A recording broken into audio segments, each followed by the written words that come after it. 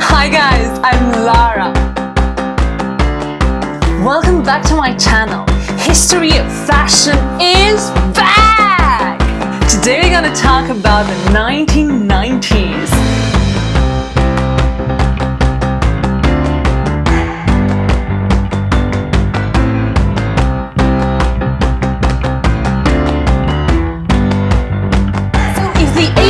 Are so extravagant and flashy and so bombastic. The 90s are a return to simplicity. People were just so fed up with all that excess that happened in the 1980s. So they wanted to see real people.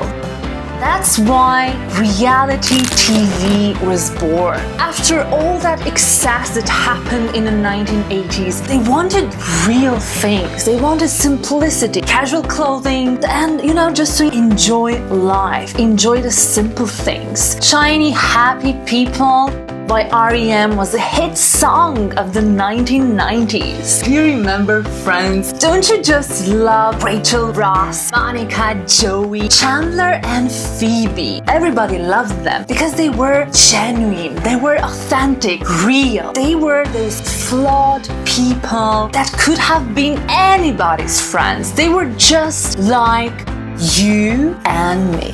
What about Seinfeld? Do you remember Seinfeld? I love Seinfeld.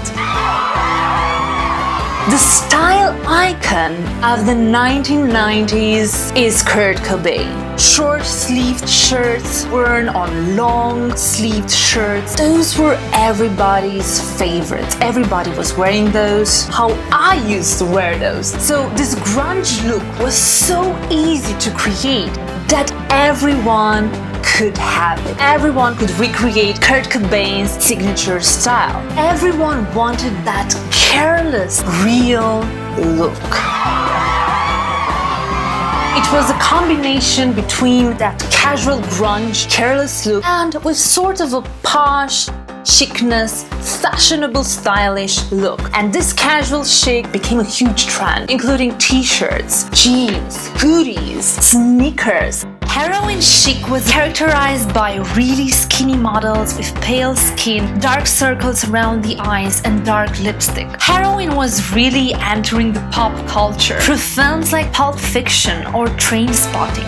So we had this excess of the 1980s, and then we went back to real people with real lives. But somewhere along the way, people realized that they do need more. They need to aspire to something, to have that untangible dream. This is when supermodels were born.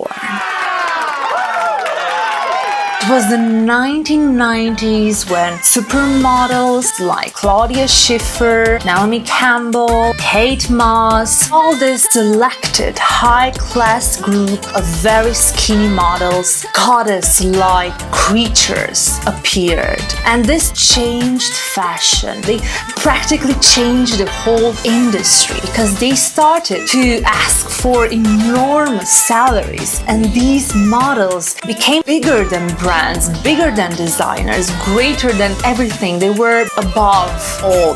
But the 1990s were so much more. So many subcultures appeared. Shirts and hoodies with the smiley face logo, Converse sneakers, neon colors, and tie-dye were the essentials of any raver. It was a revolution. People met in secret locations, abandoned warehouses, dressed up as colorful and wild as they wished, and went there with their friends to be free.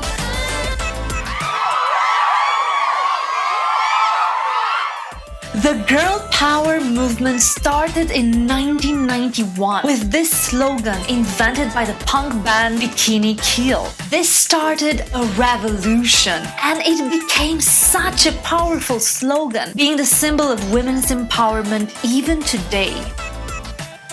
It was inspired by the Black Power slogan, and it was immediately co-opted by the Spice Girls, who made it so popular worldwide, turning it into the most powerful symbol of the 90s and the present times. I was a big fan, a huge fan of Spice Girls, and I thought, damn, these girls are so amazing, and I want to, grow up and be like them, which was very empowering. It was the rise of female power and the beginning of strong and fearless female characters in film, TV, comics, and cartoons.